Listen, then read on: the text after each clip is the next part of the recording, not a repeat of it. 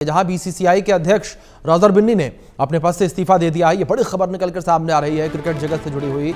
अभी तक उपाध्यक्ष रहे राजीव शुक्ला ने उनकी जगह एक्टिंग प्रेसिडेंट की जिम्मेदारी संभाल ली है और उन्होंने बुधवार को बोर्ड की अहम बैठक की अध्यक्षता भी की थी और वो इससे पहले उपाध्यक्ष की भूमिका में थे। ये बड़ी खबर है जो इस बीच निकलकर सामने आ रही है। उपाध्यक्ष की भूमिका में इससे पहले वो रहे हैं। रोजर बिन्नी ने अपने पद से इस्तीफा दे दिया है।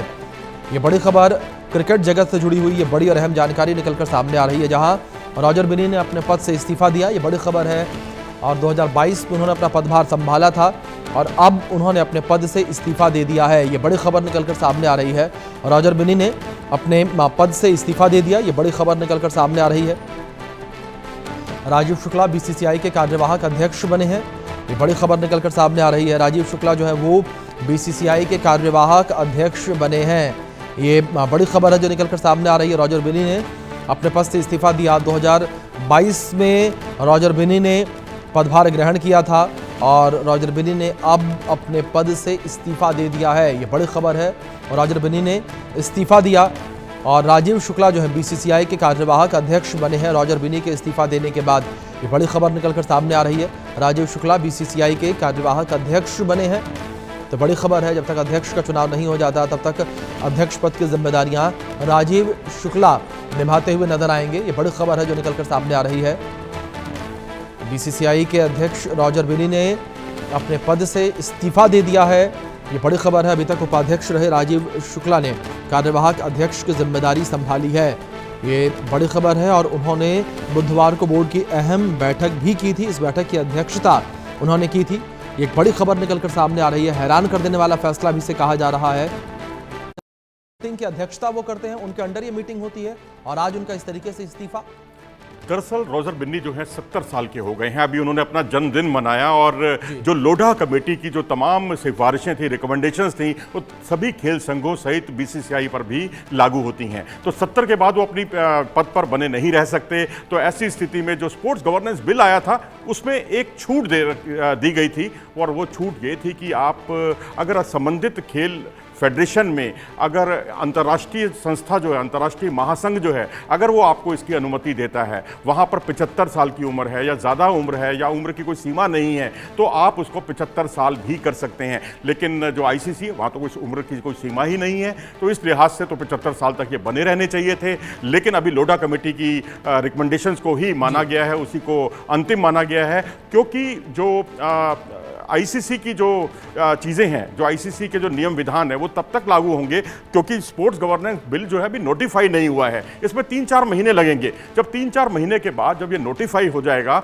उसके बाद जब अध्यक्ष का अगला चुनाव होगा, उसमें रोजर बिन्नी को कायदे से अगर स्पोर्ट्स गवर्नेंस बिल के हिसाब से चलेंगे तो वो दोबारा अध्यक्ष बन सकते हैं।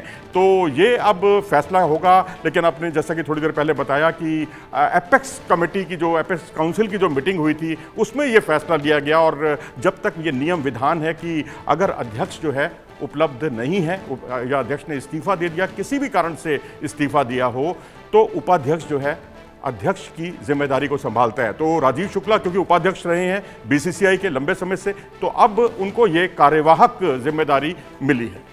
जी मनोज जी, अब ऐसे में कई सारी चर्चाएं भी होती नजर आ रही हैं। जाहिर तौर पर जब भी कोई बड़ा बदलाव देखने को मिलता है तो जो कयास है वो काफ़ी ज़्यादा लगाए जाते हैं। तो ऐसे में क्या मनोज जी माना जाए कि कोई नया चेहरा उसकी एंट्री हो सकती है बीसीसीआई के अध्यक्ष पद पर, या राजीव शुक्ला जो है अभी कुछ समय तक बने रहेंगे? कुछ समय तक बने रहेंगे क्योंकि सितंबर में भी नहीं, बल्कि आप ये कहिए कि अक्टूबर नवंबर में, जब तक ये नोटिफाई नहीं हो जाता।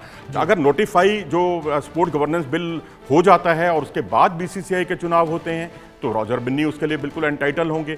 उसके लिए अधिकतम जो उम्र सीमा है उसमें 5 साल की छूट दे रखी है। 75 साल की उसके लिए उम्र होनी चाहिए। अगर ये नोटिफाई होने से पहले बीसीसीआई इसके अध्यक्ष पद के चुनाव कराता है तो फिर कोई नया अध्यक्ष ढूंढना पड़ेगा। लेकिन जो भी अध्यक्ष हो उसके लिए सबसे बड़ी चुनौती यही है। अभी तो राजीव शुक्ला के पास ये बड़ी चुनौती है कि एशिया कप से पहले हमारे पास कोई स्पॉन्सर नहीं है, क्योंकि अभी जो ड्रीम 11 और ये सब जो कुछ हुआ है, हालिया जो घटनाक्रम हुआ है और जो बिल है वो पारित हुआ है ऑनलाइन गेमिंग बिल, उसके बाद जो है करीब 650 करोड़ रुपए का बीसीसीआई को चूना लगा है। तो अब नया स्पॉन्सर ढूंढना ये राजीव शुक्ला का बहुत बड़ा काम होगा। और अब वो इसके लिए भी एपेक्स काउंसिल में ये भी तय हुआ है कि कम समय के लिए ही सही लेकिन अगर आपको शॉर्ट टर्म में भी कोई मिलता है तो आप स्पॉन्सर ले सकते हैं, क्योंकि बिना स्पॉन्सरशिप के जाना बीसीसीआई को कम से कम शोभा नहीं देगा। लेकिन 2027 का जो वर्ल्ड कप होना है, ओडीआई वर्ल्ड कप, तब तक के कार्यकाल के लिए, तब तक के समय के लिए इनको स्पॉन्सर की तलाश है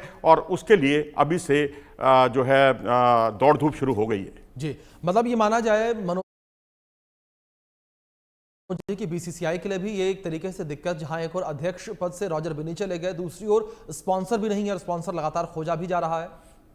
जी हाँ, बिल्कुल, ये दोहरी चुनौती है। और अध्यक्ष तो देखो, इतनी सारी जो खेल की इकाइयां हैं, स्टेट एसोसिएशन हैं, उनमें से कोई ना कोई अध्यक्ष बन ही जाएगा। लेकिन सबसे बड़ी जिम्मेदारी है कि इस वक्त जो राजीव शुक्ला पर बड़ी जिम्मेदारी है कि वो एशिया कप के लिए स्पॉन्सर कैसे जुटाते हैं। क्या वो शॉर्ट टर्म में कोई स्पॉन्सर जुटा पाते हैं?